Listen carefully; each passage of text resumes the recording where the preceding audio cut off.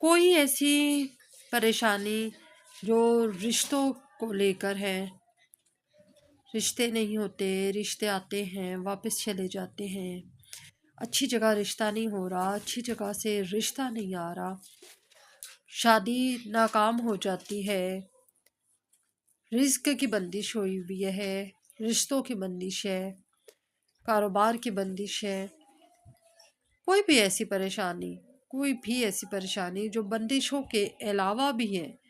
دیکھیے، حاجت میں سب کچھ آ جاتا ہے، حاجت میں دنیا کی ہر مشکل آ گئی ہے۔ یہ ایک لفظ جو حاجت ہے، اس میں دنیا کی ہر مشکل آ گئی ہے۔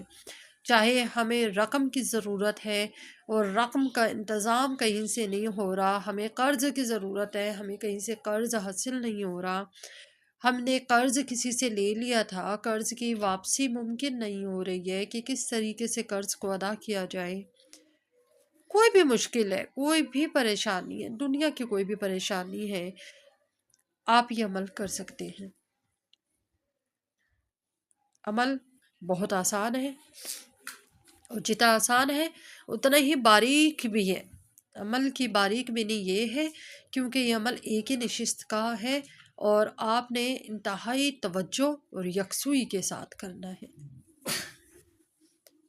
قرآن پاک میں سورۃ بقرہ ہے، سورۃ بقرہ کی ایک آیت ہے، میرا خیال ہے جہاں تک آیت نمبر 137 کا آخری حصہ ہے، تو میرا یہ خیال ہے کہ یہی بنتا ہے شاید۔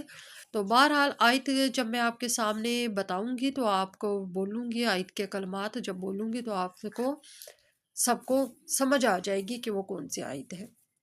اعوذ باللہ من الشیطان الرجیم، بسم اللہ الرحمن الرحیم۔ سورۃ بقرہ کی وہ آیت، فَسَيَكْفِيكَهُمُ اللَّهُ وَهُوَ السَّمِيعُ الْعَلِيمُ، یہ آیت ٹھیک ہے۔ یہ آیت آپ نے پڑھنی ہے، اور کیسے پڑھنی ہے؟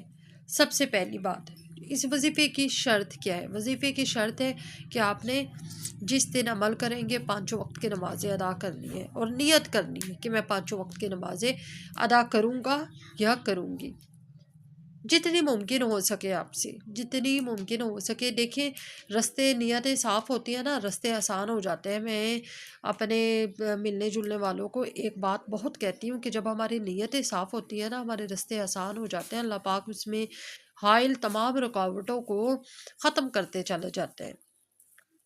تو نیتیں صاف رکھیں، تو انشاءاللہ العزیز جب آپ نیت رکھیں گے نا کہ ہم نے نماز ادا کرنی ہے، میرا دل ہے یا اللہ پاک مجھے ہمت توفیق عطا فرما اس فرض کی ادائیگی کے لیے، تو اللہ پاک آپ کو ہمت و توفیق عطا فرمائیں گے، اور جس کا بازو، جس کا سہارا اللہ بن جاتا ہے، جس کا بازو اللہ بن جاتا ہے، اس کو کسی دوسرے سہارے کی ضرورت ہی نہیں ہوتی، اور اس کے ڈگمگانے کا سوال ہی پیدا نہیں ہوتا۔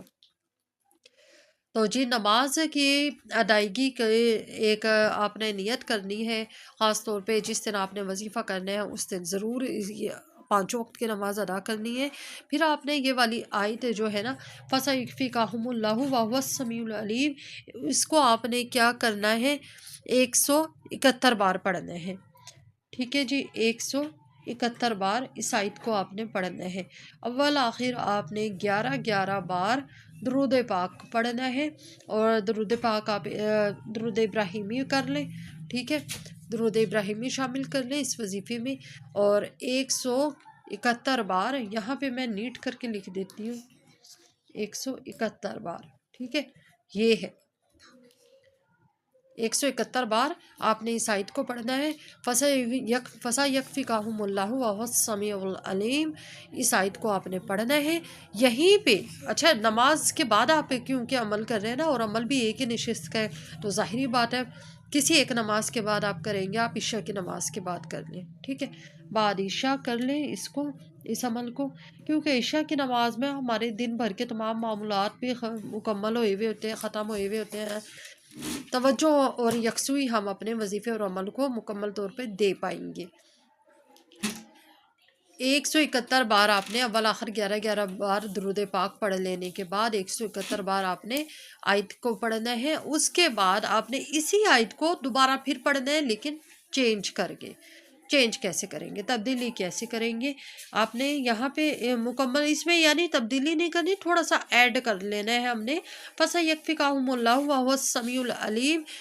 آپ نے کیا کرنا ہے پھر بی حقی یا حیو یا قیوم، یہ والے لفظ یہاں پہ کہ اللہ پاک اپنے نام کے واسطے وسیلے سے بی حقی یا حیو یا قیوم، یہ آپ نے کلمات اس آیت کے اندر شامل کر دینے ہیں، ٹھیک ہے؟ تو پھر ہمارا وظیفہ مکمل ہو جائے گا۔ یہاں پہ آپ نے 131 اس سے ان کلمات کو آپ نے پڑھنا ہے 30 بار، اور 30 بار آپ نے پڑھنا ہے انگلیوں کے اوپر،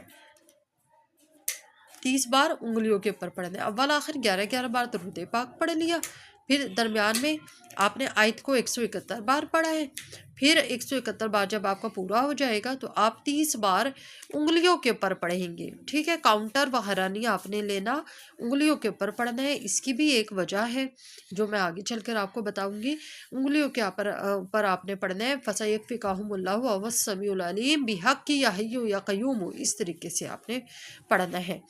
انگلیوں کے اوپر پڑھنے کی دیکھیں وجہ کیا ہے کہ جب آپ انگلیوں کے اوپر پڑھیں گے تو اللہ پاک کی یہ انگلیاں جو ہیں، ہمارے ہاتھ پھیلے ہوئے ہاتھ، اس وقت جب ہم کلمات کی ادائیگی کر رہے ہوں گے، کہتے ہیں کہ یہ جو کلمات ہیں یہ اس میں کفایت بھی ہے، اس میں اعظم کا بھی حصہ ہے۔ تو یہ جب آپ کلمات کی ادائیگی آیت کے ساتھ کلمات کو شامل کریں گے تو آپ کے جو کلمات ہیں وہ وزن میں بہت بھاری ہو جائیں گے، اور آپ کے پھیلے ہوئے ہاتھوں میں بڑا اس میں ایک طاقتور عمل آ جائے گا، روحانی طاقتور روشن عمل آ جائے گا۔ تو پھر آپ نے جیسے ہی آپ کا یہاں پہ فرض کرو یہاں پہ 30 پورا ہوا ہے تو آپ نے ہاتھوں کو بند نہیں کرنا، نہ ہاتھوں کو الٹا کرنا ہے۔ آپ نے یہاں پہ 30 پورا ہوا ہے، یہیں سے دعا کے لیے آپ نے ہاتھ ایسے کر دینے ہیں، ہاتھوں کو موڑنا نہیں ہے، ہاتھوں کو الٹا نہیں کرنا، ہاتھوں کو چھوڑنا نہیں ہے۔ جہاں پہ آخری آپ نے کلمات ادا کرے ہوں گے وہیں سے آپ بس ایسے کر کے دعا شروع کر دیں۔ یہ دعا ایک ایسا عمل ہے، یہ وظیفہ ایک ایسا عمل ہے جس سے دنیا کی ہر حاجت پوری ہوئی ہے، کیونکہ یہ جو کلمات ہیں اس میں کفایت اور اس میں اعظم دونوں کہا گیا ہے۔ بہت سے لوگوں کی مشکلات اس سے حل ہوئی ہیں، تو میں نے سوچا کہ کیوں نہ آپ کے ساتھ یہ وظیفہ شیئر کیا جائے۔ اگر آپ ہمارے یوٹیوب چینل پہ نیو ہیں تو ہمارے چینل کو سبسکرائب کر کے جائیے گا۔ ویڈیو اگر اچھی لگی ہو تو لائک و شیئر ضرور کرنا، اور بیل آئیکن کو بھی پریس کر دیا کریں، کیونکہ بیل آئیکن کو پریس کرنے سے ہماری ویڈیو بر وقت آپ تک پہنچ جاتی ہے۔